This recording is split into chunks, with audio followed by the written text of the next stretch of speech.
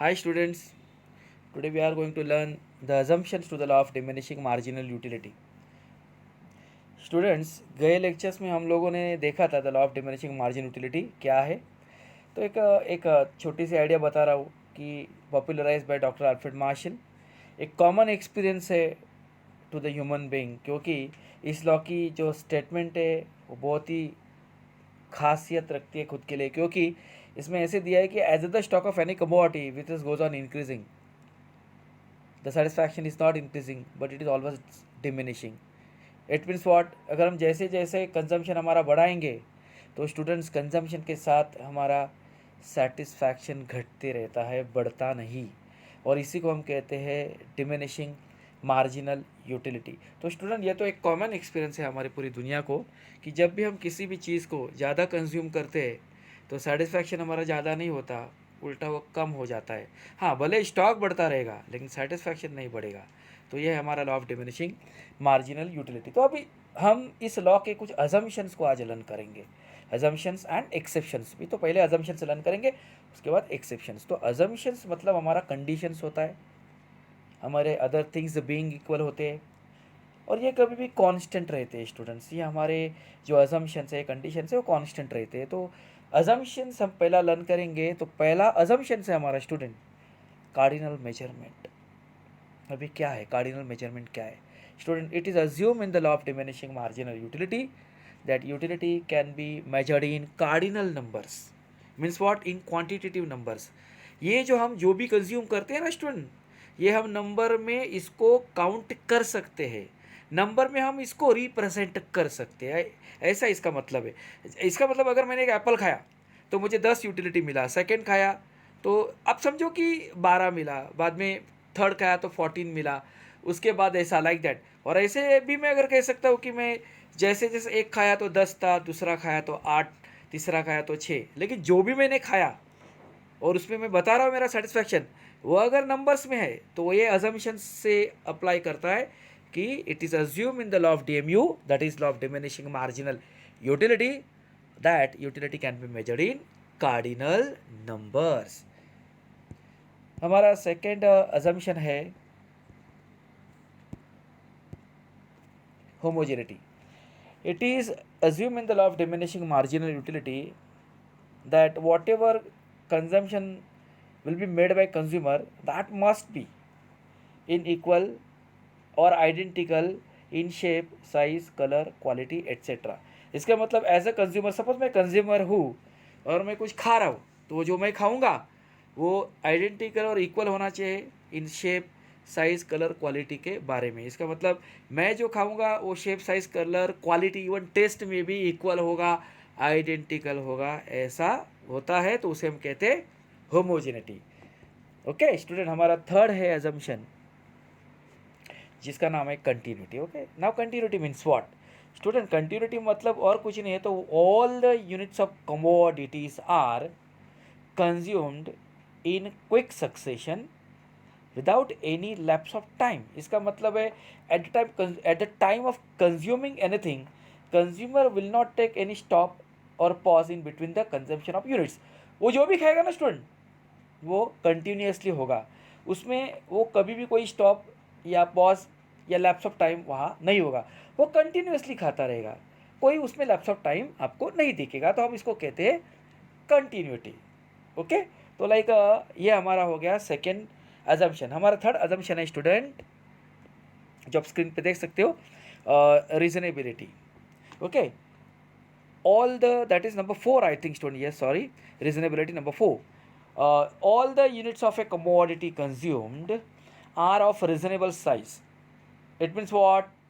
They are neither too big nor too small. Now reasonability means what? It is assuming the law of diminishing marginal utility that there should be standard form or unit in the measurement of the consumption. Now standard form और unit means what? तो मैं कह सकता हूँ कि हम जब चाय के बारे में बात करेंगे, थोड़ा टी के बारे में, तो हम टी को कैसे बोलते हैं student? Cup of T. Water को कैसे बोलते हैं? Glass of water.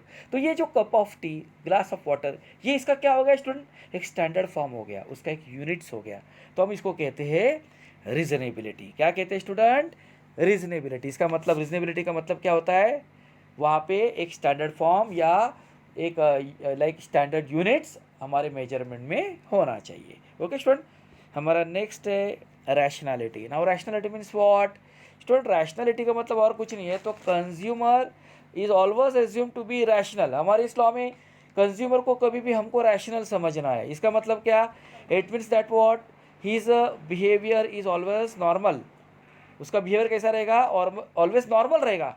And he will always try to maximise his satisfaction. इसका मतलब कंज्यूमर कभी भी नॉर्मल रहेगा, वो कभी भी अपने बिहेवियर से, नॉर्मल का मतलब होता है वो कभी भी अपने सेटिस्फैक्शन को बढ़ाने के बारे में सोचेगा। दैट इज कॉल्ड एज उसका रैशनैलिटी।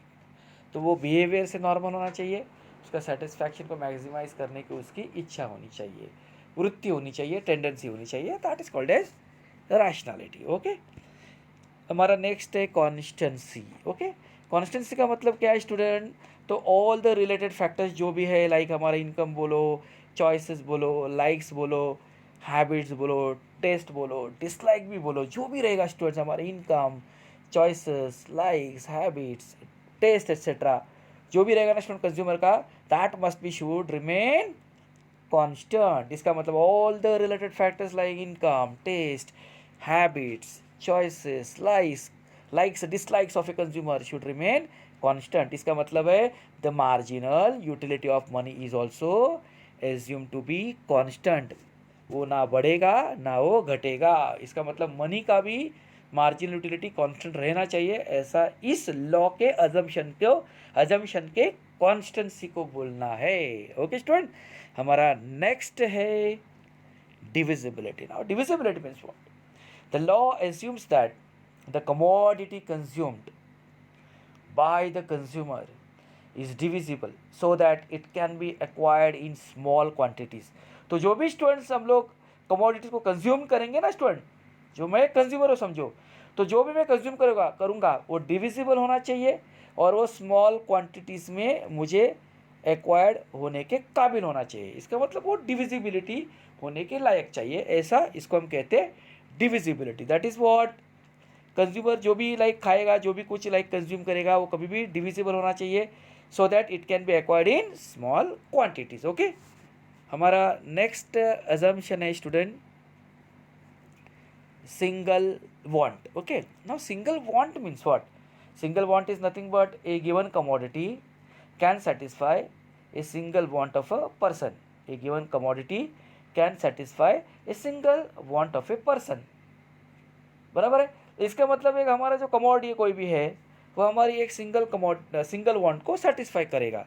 तो it is assume in the law of diminishing margin utility that single want means what? A given commodity can satisfy a single want of a person. Okay, so student इस तरह से ये हमारे like assumptions है। इसको अगर आप गौर से देखोगे तो आपको एक आइडियाज़ मिलेगी कि जो भी मैंने पॉइंट्स बताए, जैसे कार्डिनल मेजरमेंट हो, homogeneity, continuity, reasonability, rationality, constituency, divisibility, single want, ये सब कैसे कांस्टेंट रहने चाहिए, और इसीलिए हम इसको कहते हैं assumptions to the law of diminishing marginal utility. तो स्टूडेंट नेक्स्ट वीडियोज़ में I am going to explain you like exceptions to the law of DMU, diminishing marginal utility, exceptions to the law of diminishing marginal utility. तो students till then bye, मैं next video में तुम्हारे सामने आ रहा हूँ।